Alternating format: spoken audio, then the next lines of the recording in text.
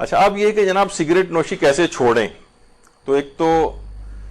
استاد شہید سبت جعفر مرحوم کہتے تھے کہ سگریٹ نوشی چھوڑنا کوئی مشکل بات نہیں ہے، ہمارے والد 25-30 مرتبہ سگریٹ چھوڑ چکے تھے، کوئی ایسی بڑی بات نہیں۔ تو بہرحال سگریٹ نوشی بہت سے لوگ تو ایک ٹیچر تھی، انہوں نے تجربہ کر کے دکھایا سگریٹ نوشی کے نقصانات بتانے کے لیے کہ یہ دیکھیے یہ سگریٹ کا دھواں ہے، اس میں ہم نے یہ والا کیڑا رکھا، تھوڑی دیر میں دیکھا کیڑا مر گیا۔ تو کہا بچوں اس سے آپ کو کیا سبق ملا؟ بچوں نے کہا اس سے سبق یہ ملا کہ اگر کوئی شخص سگریٹ نوشی کرے تو اس کے پیٹ کے کیڑے ختم ہو جاتے ہیں۔ تو اس سے پازیٹیو پہلو کوئی نہ دینے لگے کہ وہ سگریٹ نوشی جو ہے وہ، تو سگریٹ نوشی کیسے چھوڑیں؟ تو ایک سب سے پہلی بات تو واقعتاً امام زین العابدین علیہ السلام فرماتے ہیں مجھے تعجب ہے اس شخص پر جو بیماریوں کے خوف سے کھانوں سے تو پرہیز کرتا ہے مگر خدا کی سزاؤں کے خوف سے گناہوں سے پرہیز نہیں کرتا ہے۔ یعنی ابھی کتنی آپ نے دیکھا کہ جناب یہ نقصان ہو جائے گا اور وہ نقصان ہو جائے گا اور یہ دل کی بیماری اور وہ، اور اس کی وجہ سے آپ سگریٹ نوشی کو ترک کر رہے ہیں۔ تو یعنی وہ گناہ کو البتہ آپ نہیں چھوڑ رہے کہ جس کے کتنے عذاب بتائے گئے ہیں قرآن و حدیث کے اندر کہ تمہیں یہ اور وہاں کے تو عذاب علیم اور شدید ترین عذاب جو ہے وہاں پر دیے جائیں گے ان گناہوں کے، اس سے انسان نہیں چھوڑ رہا ہے اس کو۔ تو بہرحال یہ کہ یہ اس کو بھی سوچنا چاہیے اس کے ساتھ۔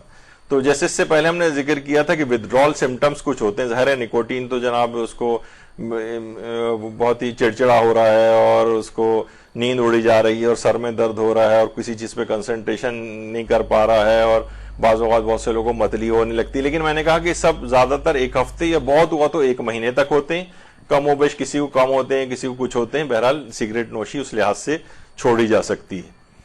البتہ یہ اور بات بتا دی جائے کہ جیسے ہمارے کتنے علماء ایسے گزرے ہیں، یہ آیت اللہ سید محمد حجت کوہ قمری، کوہ قمر اصل میں تبریز کا ایران کا ایک علاقہ ہے وہاں یہ آیت اللہ محمد حجت کوہ قمری تھے۔ یعنی اتنے بڑے مجتہد تھے کہ جب آیت اللہ حسین بروجردی کو ان کے انتقال کی خبر ملی تھی تو کیونکہ ان کا نام کوہ قمری تھا تو انہوں نے جملہ کہا تھا کمرم شکست، آج میری کمر ٹوٹ گئی کوہ قمری کے انتقال کے بعد۔ کوہ قمر تو بہرحال علاقے کا نام ہے۔ آیت اللہ سید محمد حجت ان کا وہی یہ ہیں جو جن کا مدرسہ حجتیہ قم کے اندر بہت مشہور ہے، یہ تو پہلے کا تھا اور یہ موجودہ اس کی جو صورتحال ہے بہت مشہور مدرسہ ہے، اور یہ درس خارج آیت اللہ سید محمد حجت کوہ قمری دے رہے ہیں۔ اتنے یہ اس لحاظ سے آیت اللہ شہید مرتضی مطہری نے اپنے ایک کتاب کے اندر ان کا واقعہ لکھا ہے کہ اس قدر چین اسموکر تھے کہ جب کافی ان کے پھیپھڑے خراب ہو گئے تھے تو ڈاکٹر کے پاس گئے، ڈاکٹر نے کہا آپ کو سگریٹ تو چھوڑنی پڑے گی کیونکہ اس سے آپ کے پھیپھڑے متاثر ہو رہے ہیں۔ تو انہوں نے ایک جملہ کہا تھا کہ ایسے پھیپھڑوں کو مجھے کرنا ہی کیا کہ میں سگریٹ ہی نہ پی سکوں۔ تو لیکن یہ کہ اس زمانے میں جو بھی بہرحال اس کا جو نقصان تھا ڈاکٹروں نے کہا نہیں یہ نقصان ہوگا، کہا اچھا یہ نقصان ہوگا، یہ طے ہے بالکل، کہا جی ہاں طے ہے۔ تو انہوں نے ان کی مثال دی جاتی اسی وقت اسی سیکنڈ انہوں نے سگریٹ چھوڑ دی تھی۔ یعنی اتنا سختی کے ساتھ دین کی، جب معلوم ہے کہ اس کا نقصان متحقق ہو گیا ہے، ایک تو یہ کہ ہوگا مستقبل میں ہوگا، اس زمانے میں اصل میں پرانے ادوار تھے، اتنے ڈیٹا اور چیزیں جمع نہیں تھیں اور اتنا اس کے متعلق چیزیں جمع نہیں ہوئی تھی، جیسے کہ آیت اللہ ناصر مکارم نے کہا کہ پہلے ہم نے یہ دیا تھا لیکن اب نقصانات بہت واضح ہو گئے، لیکن اس زمانے میں اتنے زیادہ واضح نہیں تھے تو علماء نے صریحاً اس کے حرام ہونے کا فتویٰ بھی نہیں دیا۔ تو اس طرح سے بھی لوگوں نے سگریٹ چھوڑی۔ ہمارے مدرسۃ القائم کے جو سرپرست اعلیٰ حجت الاسلام المسلمین مولانا غلام علی وزیری صاحب قبلہ، خدا ان کو طول عمر نصیب فرمائے اور صحتیابی عطا کرے، آج کل بیمار رہتے ہیں، اس وجہ سے آپ لوگوں کی خدمت میں یہاں حاضر نہیں ہو سک رہے ہیں درس وغیرہ کے لیے۔ تو ان کے متعلق بھی یہی ملتا ہے کہ مولانا بھی بہت پیا کرتے تھے اور پھر جب ڈاکٹر نے کہا نہیں آپ بائی پاس بھی ہوا پھر اس کے بعد ان کا، تو کہا نہیں پی سکتے اب آپ، انہیں اسی وقت مولانا نے سگریٹ چھوڑ دی جیسے ہی ان کو نقصان کا اپنے وہ ہوا، بلکہ کہہ رہے تھے کہ شاید میری نگاہ میں تو میں غیر عادل ہو جاؤں گا، یعنی لوگ عدالت کی وجہ سے میرے پیچھے نماز پڑھتے ہیں اور جب مجھے پتا ہے کہ اس سے مجھے نقصان ہوگا پھر بھی اگر میں نے جاری رکھا تو میں صفت عدالت سے نہ نکل جاؤں۔ تو اس طرح سے بھی لوگوں نے چھوڑی ہیں سگریٹس ایک سیکنڈ کے اندر۔ ایک طریقہ یہ بھی، بہت سی خواتین بہت پریشان ہوتی ہیں تو اپنے شوہروں کے ساتھ پھر یہ والا سلوک کرتی ہیں، منہ پہ ایک جنگلہ ان کے تان دیا جاتا ہے کہ آپ کم سے کم یہ سگریٹ اس انداز سے نہیں پئیں گے۔ بہت سے لوگ کہتے ہیں کہ جناب یوگا اگر کر لیا جائے تو یوگا سے بھی جو ہے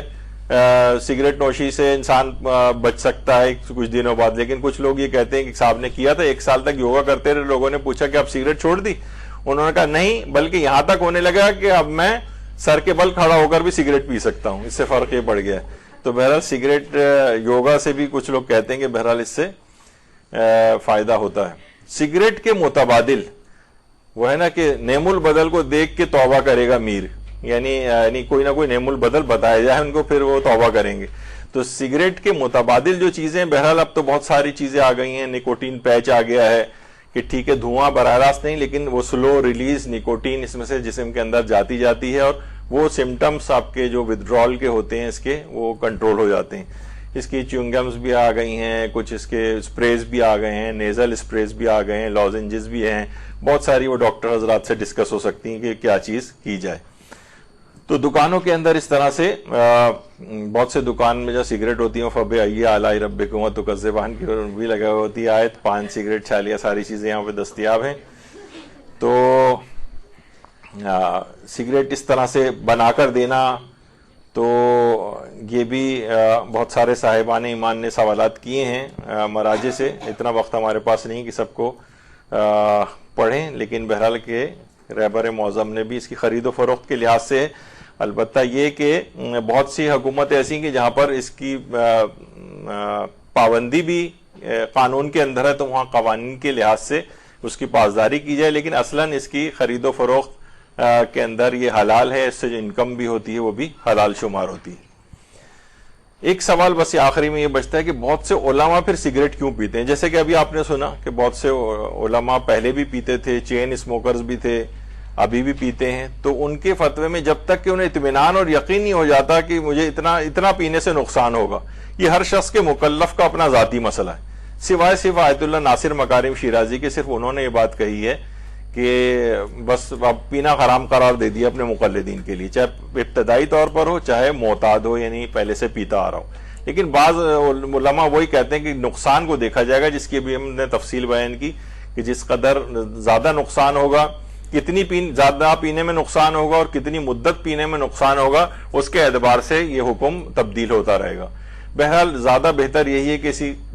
قانونی پیچیدگی میں پڑے بغیر, بہرحال اس کا نقصان دہ ہونا تو ثابت شدہ امر ہے. ٹی وی پر اور رسالوں میں اور ہر جگہ انسان تھوڑی سی بھی مطالعہ کرے تو اس بات کو پڑھ سکتا ہے, اور کوئی فائدہ کوئی بھی نہیں ہے سوائے کہ اس کے عادی ہو گئے. اور عادی ہونے میں بھی لوگ کہتے ہیں کہ چھوڑیں گے کیسے, تو ہفتہ اور 1 مہینے سے زیادہ ٹائم نہیں لگے گا ان چیزوں کو چھوڑنے میں,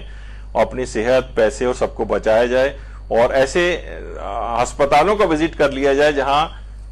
جو کینسرز کے ٹرمینلی ال پیشنٹس ہیں, جا کے ایک دفعہ وزٹ کر کے انسان دیکھ کے آ جائے. کہیں بہتر نہیں ہے کہ اس چیز کو ابھی چھوڑ دے بنسبت کہ اس مرحلے تک کسی شخص کو جانا پڑ جائے. آپ دیکھ رہے ہیں کروڑوں بلکہ 1 ارب تک تعداد اس کی 21 سینچری کے آخر تک جو ہو جائے گی مرنے والوں کی, تو یقیناً اس کا نقصان بہت زیادہ ہے, جس سے اپنے آپ کو بچانے کی پوری کوشش کرنی چاہیے.